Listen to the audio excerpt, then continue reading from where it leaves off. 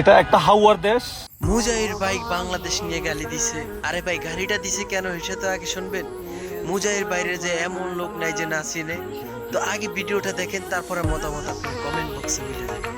এটা একটা হাওয়ার দেশ, আমরা হাওয়ার দেশে বসবাস করি।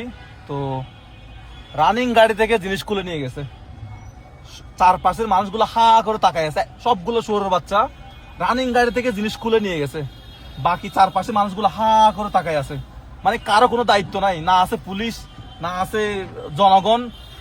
একজনের একটা গাড়ি রানিং গাড়ি থেকে আমার গাড়ি থেকে খুলে নিয়ে গেছে, সামনে একটা গাড়ি থেকে আমার চোখের সামনে খুলে নিয়ে গেছে।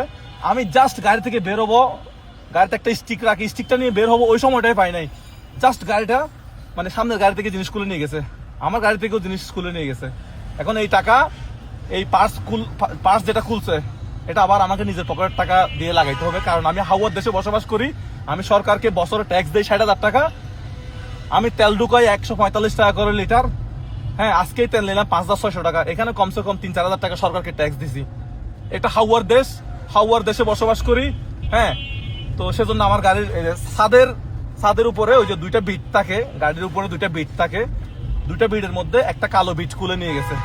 এখন এটা আমার টাকা দিয়ে আমাকে লাগাইতে হবে, কারণ আমি হাওয়ার দেশে বসবাস করি, হাওয়ার দেশে আমি ট্যাক্স দেই। ঠিক আছে? কি গাইস, এখন তো বুঝতে পেরেছেন কেন গালিটা দিল। তো আপনার মতামত কমেন্ট করে বলে যান।